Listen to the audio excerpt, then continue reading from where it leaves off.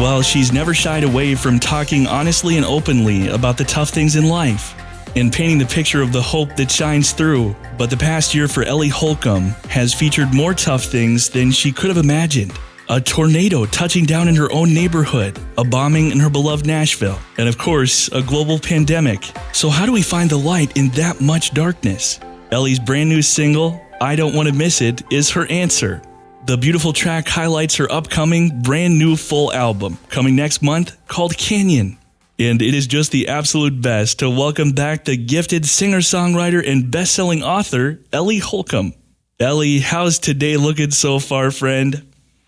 It's looking great. It's sunny finally in Nashville. It's been raining here a lot. And so one thing I love about when it rains a lot is it makes you appreciate the sunshine when it finally comes out. So I'm grateful. Springtime. Oh, yes, it is a definite beautiful thing. And of course, the word normal has been on our minds for so much of the time.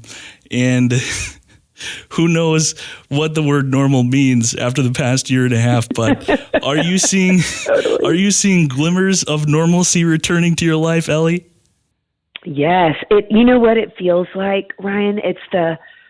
I just finished reading The Lion, the Witch, and the Wardrobe with my kids, and I love that book so much. And you know, when Aslan comes back and the eternal winter starts beginning to melt, yes, but it's not overnight. That is what it feels like. Like there's been a few outdoor shows.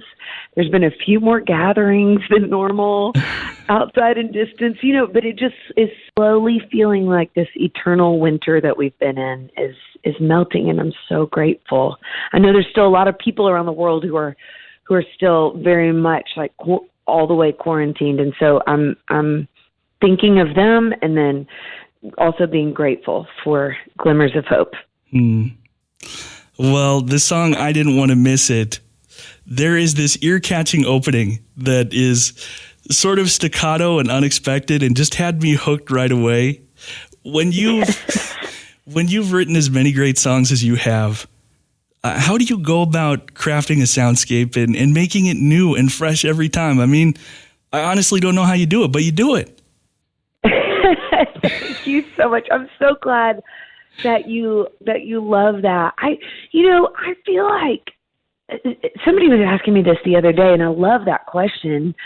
I do not have a scarcity mentality when it comes to creativity, because the whole world is inspiring, and there's all of these different. I got to write with a lot of other new, really old friends, but new co-writers, if that makes any sense. Artists who I love and respect, and I actually wrote I Don't Want to Miss It with my friend Thad Cockrell.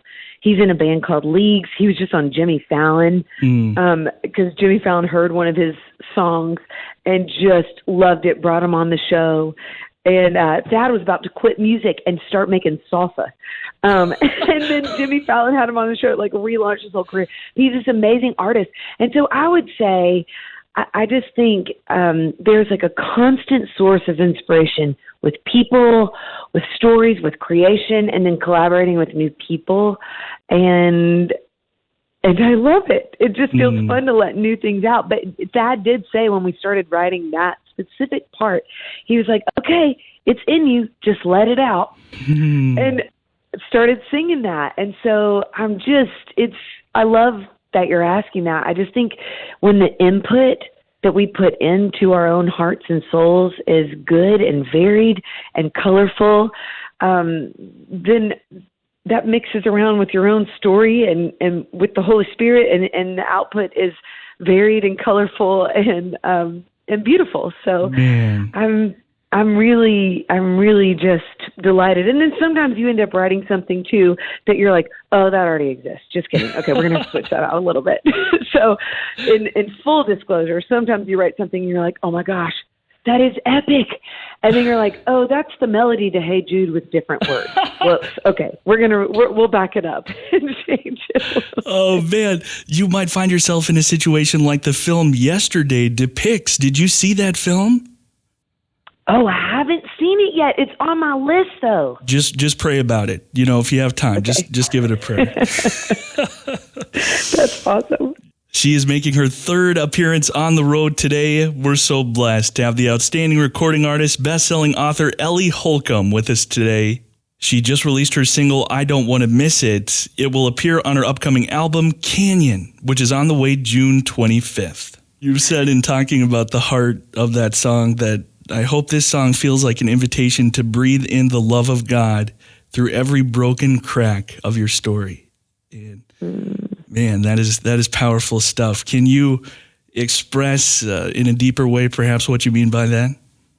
Absolutely. I kind of learned that breathing was a superpower this last year. And the first line of the song is, your voice is a burning bush, which harkens back to that story in Exodus.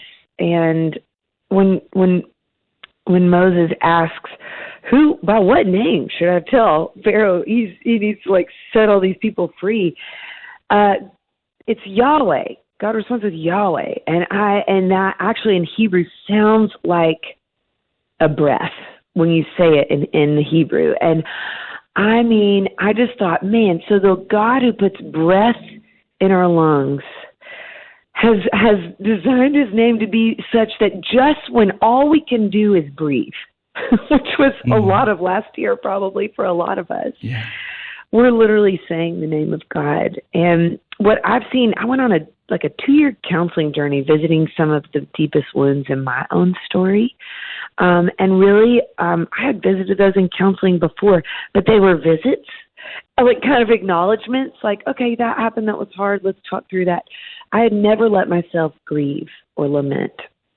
And that I think when we don't let ourselves grieve and lament the things that break our hearts, it starts coming out sideways. And so I went on this, as I let myself go back and grieve some of the deepest wounds in my own story, I encountered the presence, the breath, the tenderness, the nearness, and the empathy of God in a palpable way. And what I realized is I was missing the power of the healing that he wanted to do in my story because I was so scared of going close to the pain again. And he's like, nope, I'm right here, even in your most painful places. And then that whole journey happened. And then 2020 hit, Ryan. I'm like, oh my goodness. And I visited the Grand Canyon when the numbers were low, but March 3rd, 2020, EF4 tornado tore behind our house, right behind our house, devastation in our neighborhood, scariest night of my life. Woke up to our house shaking in the middle of the night. And then a week after that, 2020, safer at home, COVID restrictions happened. Then we follow with a year of very intense political, racial tension. It feels like we're more divided than ever. In some ways, even within the church, sometimes it's felt that way. And so all of a sudden, I end up at the Grand Canyon in the middle of the pandemic when the numbers are low. We camped, and so we were like, we're going to be outside. This will be somewhat safe. And we went down into the Grand Canyon, camped on the riverbanks, rafted the river, and then rafted out. And when our guide was explaining to us, let me just tell you a story. These walls on either side of the canyon, they tell the story, and it's a story of disaster on disaster on disaster, landslide, mudslide, volcano, drought. And I just thought, this is what our hearts look like right now. We are walking through a year of disaster upon disaster, loss upon loss, wound upon weary wound, and there's so much division. And but there in the deepest place of that canyon, there was a river running through. And it was 110 degrees, about as hot as Hades, Ryan. It was so hot. Don't recommend going to the Grand Canyon in August, but that river was 50 degrees.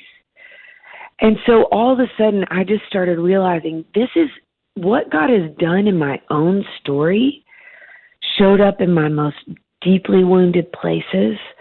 It's not just for me. I think my understanding of the gospel was like a raindrop, and it was so beautiful and so necessary, relieving thirst. And God's like, no, Ellie, it's not a raindrop, it's the ocean. And so I wrote, I don't want to miss it, because I don't want to miss God's presence and his power and his healing and his nearness whether that's the mountaintop experiences full of joy, or whether it's the depths of my sorrow. And what I'm learning is so many of the stories that I have to tell about how I've experienced God and how I know He's real really happen from encountering Him in my deepest places of pain. And I believe that that's true for where we are globally. He's like, this isn't just for you. I'm this for everyone, Ellie. And I was like, oh my gosh. Wow. It's amazing. So there's a current of love that runs deeper than our deepest sorrow, than our deepest ache, than our deepest longing. And that will carry us if we can breathe in those places of pain and kind of let go and trust that it's there. It will carry us when we can't carry on any longer. In Canyon, that gives its name to the title track and to the record itself. Yeah, that's right.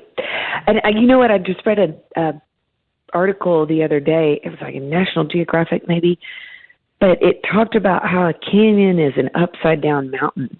Like if you just even look at the shape of it, if you like flip it over, it's a mountain. I'm like, well, man, maybe it's in our most broken places that we can encounter the power of what the cross and what the gospel really is the most. And then from that place, go sing about it. That right there is the voice of our dear friend Ellie Holcomb on the road today, an outstanding recording artist, a best-selling author. She just released her single, I Don't Want to Miss It, and it will appear on her upcoming album, Canyon, which is on the way June 25th. You know, we've had you on a couple times before. It's been so much fun, and really you've told the story of an incredible journey of music and faith. One of the things that I think I maybe missed the first time is you actually have an English degree and a master's in education as well. Is that correct, first of all? That's true. That's true. So were you planning on being a teacher? And if so, how did music really reach into your story? I know it was there already, but how did it redirect you?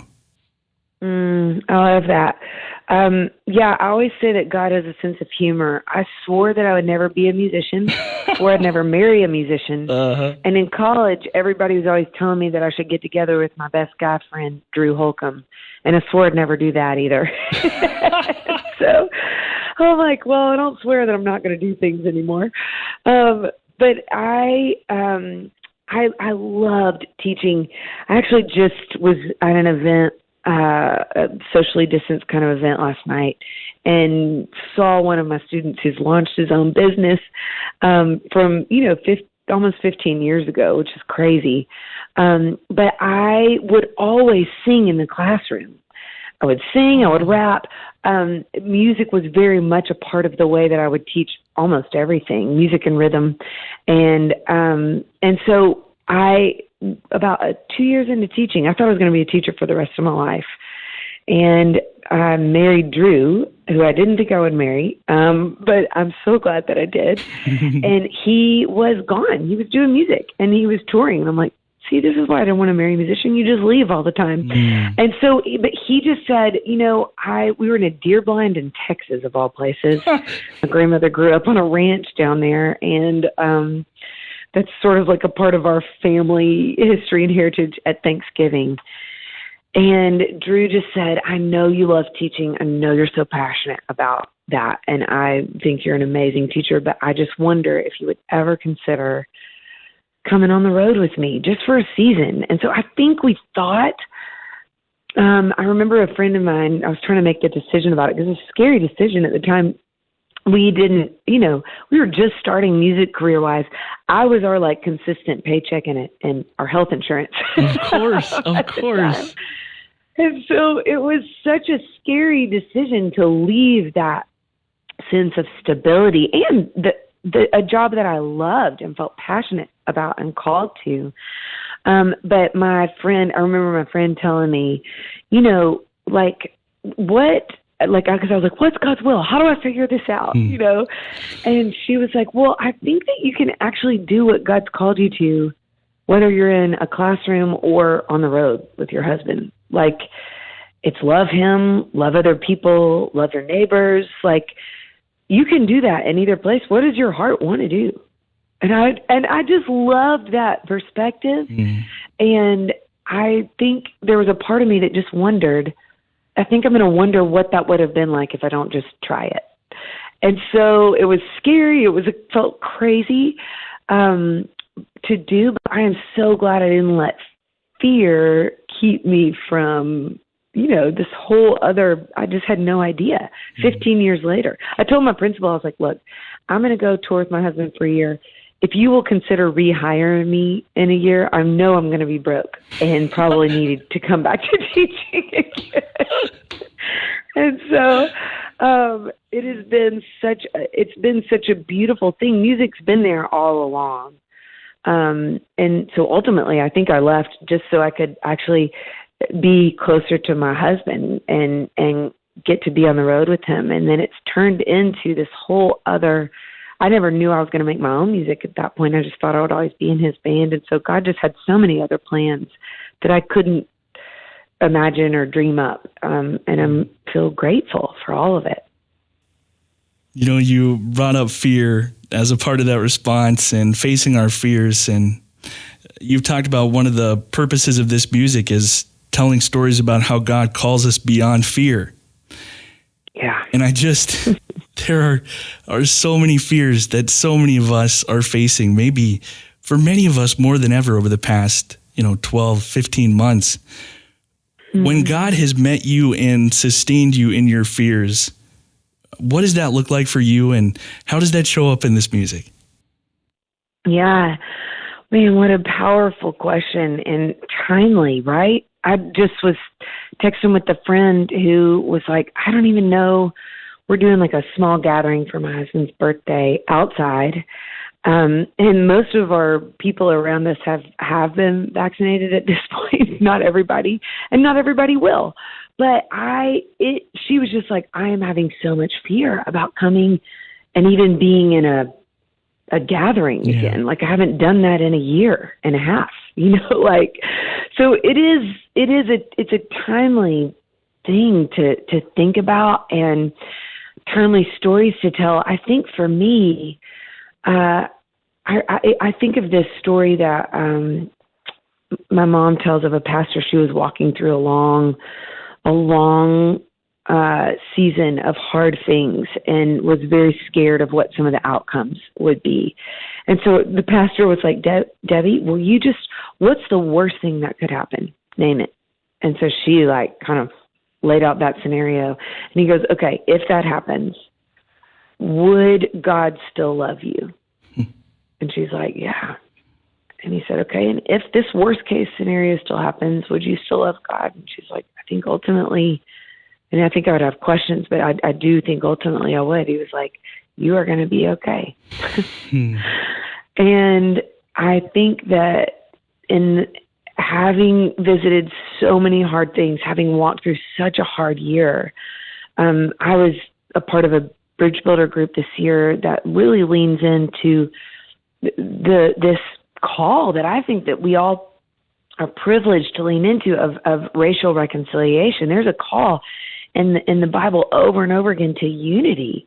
And so I leaned into the hard parts. I've lamented and grieved more this past 2 years than ever in my life. And yet, as I've done that, I think what it's done is it's expanded my heart for the love of God to fill in all the cracks, to fill in all the spaces, to fill in the dreams that didn't come true with his love and his presence, and with the knowledge that we have of knowing that our suffering, because of who Jesus is and because he walked up out of the grave, it never has the final word.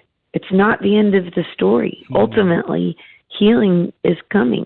And so I'm really grateful to have experienced that personally, and then to kind of lean into that, like on a global level of sorrow and suffering, to know that it doesn't have the final word, and we can face our worst fears because there is a current of love that meets us even when our worst nightmare happens. God is present even then, and he is in the business of healing and redeeming things. And then we get to be invited to be molecules that join up with that river, with that current of love, and flow to deserts, like streams in the wasteland, that bring refreshment and life and hope and love into other people's lives and stories. And I think that is a beautiful invitation as well. But I think if we can breathe through the fear, breathing through the fear has been really important to me. And then you realize, okay, this actually isn't going to, this thing that I was afraid of is not going to kill me. Oh, man. And Ellie, man, even if it does, even if my biggest fear that's losing my life, death is undone in the gospel story. And so, and that doesn't mean that we don't grieve here or lament here. That's, I think, a really important part of the process is what I've learned this last year. But like the scriptures say, we don't grieve without hope. I'm deeply grateful for that. Amen. Oh, the latest album is called Canyon. The latest single, I Don't Want to Miss It. The album coming June 25th. Ellie Holcomb, the outstanding recording artist, best-selling author, with us today. It is always such a treat to talk with you, Ellie. Thank you so much for your time. It's a joy to talk with you too, Ryan. I'm grateful for who you are and this beautiful ministry you have here, and I'm honored to link arms with you today. Grateful that even in the midst of a deeper sorrow, we have a higher hope.